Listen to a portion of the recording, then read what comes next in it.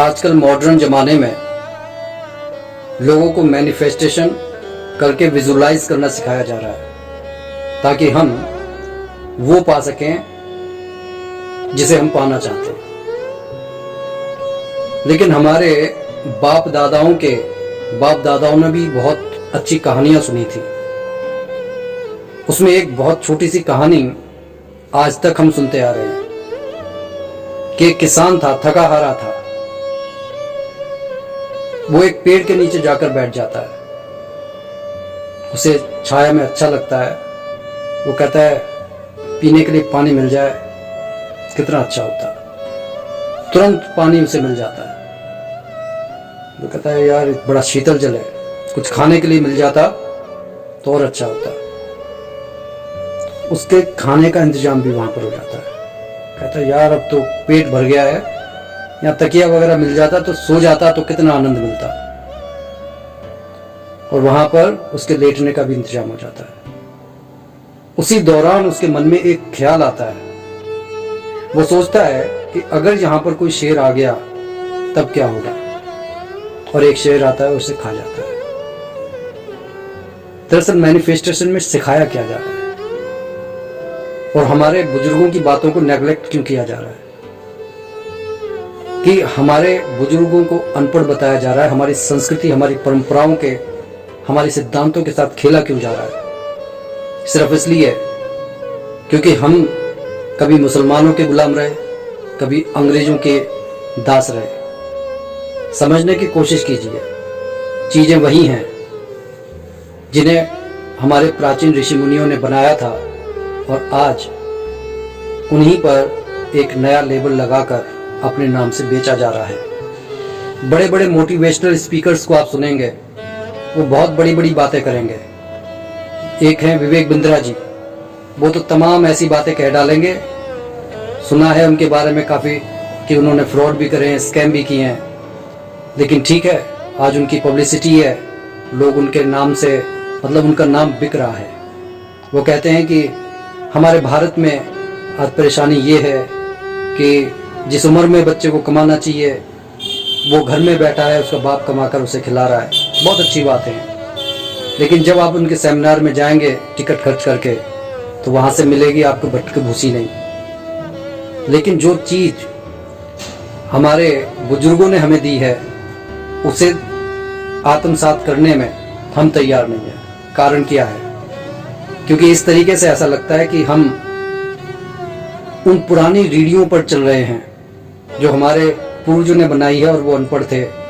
तो इस तरीके से हम आधुनिक जमाने में आधुनिक लोगों के साथ चल नहीं पाएंगे।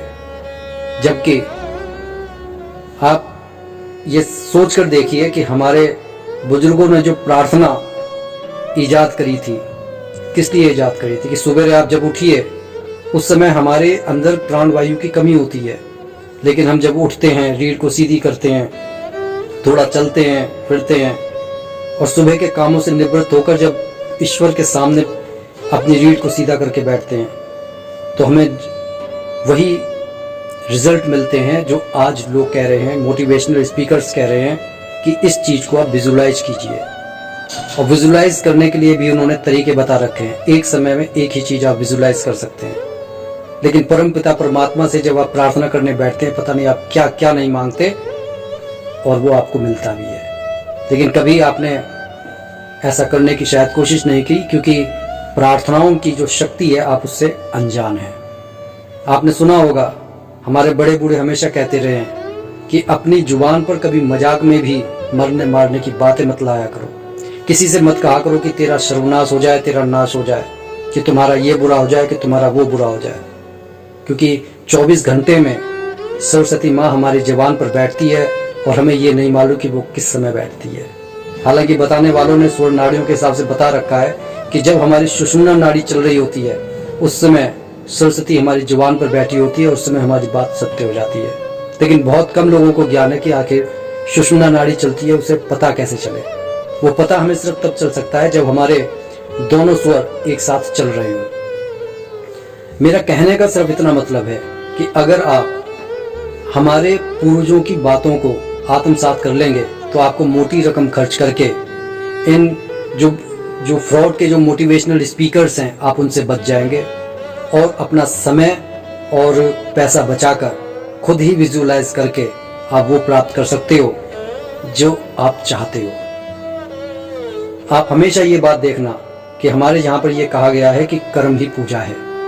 कर्म की इतनी जो हमारे समाज में, हमारी परंपराओं में, हमारी संस्कृति में इतनी प्रधानता है, जहाँ पर भगवान श्री कृष्ण कहते हैं कि मेरे लिए सृष्टि में कुछ भी पाना असंभव नहीं है, और फिर भी मैं अर्जुन तुम्हारे साथ खड़ा हूँ और इस अधर्म का विनाश करने के लिए मैं तत्पर हूँ, क्योंकि मैं भी बिना कर्म किए नहीं रह सकता।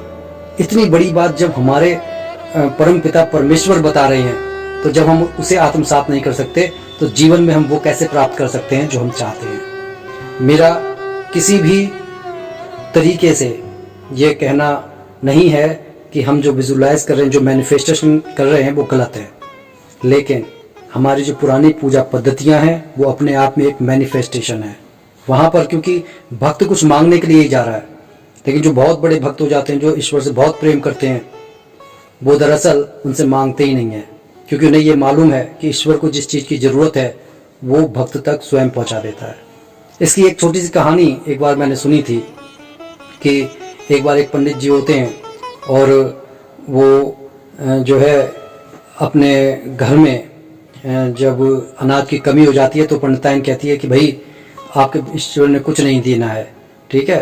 तो वो परेशान होकर कहीं नदी किनारे जाकर पूजा पाठ करते हैं, और कुछ एक गीता में वाक्य आता है जो मुझे इस समय याद नहीं आ रहा, लेकिन मैं उसे डिस्क्रिप्शन में लिख दूंगा। वो उस चीज़ को काट देते हैं कि ईश्वर स्वयं जो है प्राणियों का खाने पीने का जो है निश्चित करते हैं। अब वो उस चीज़ को काटते हैं कि जब कर्म करते हैं तब ईश्वर देते हैं, और वो जब इस तरीके से काट देते हैं, शाम को घर पर पहुंचते हैं, तब पंडिताइन उनके लिए कहती है कि हाथ मुँह धो लो, मैं खाना लगाती हूँ। तो कहते हैं खाना तो था ही नहीं घर में। कह रहे नहीं, आपने उस बच्चे को भेजा था ना, उसने वो खाना सब रख गया है। कहता है कौन बच्चा? कह रहे अरे वही बच्चा जिसके आपने गाल पर जो है छड़ी मार दी थी, वो कितना प्यारा बच्चा था, आपने उसे क्यों मारा? तब उन्हें ध्यान आता है कि उन्होंने इस तरीके से उस अध्याय में उस लाइन को काटा था। वो कहते हैं कि पंडिताइन तुम कितने धन्यभाग हो कि तुम्हें ईश्वर के दर्शन हो गए। कहने का मतलब ये है कि ईश्वर आपको किस रूप में कहाँ पर मिल जाए, इसलिए हमेशा सतर्क रहना चाहिए, क्योंकि ये जो पूरा ब्रह्मांड है जिसका निर्माण उस ईश्वर ने किया है, वो जानता है कि उसे कब क्या किसको देना है। तो समझने की कोशिश कीजिए, कोई चीज़ गलत नहीं है, ना मैनिफेस्टेशन गलत है, विजुअलाइजेशन गलत नहीं है, लेकिन अपनी प्रार्थनाओं पर अगर आपको विश्वास है तो आप वो प्राप्त कर लेंगे जो संसार में कोई पा नहीं सकता। बोलो जय जय सीताराम।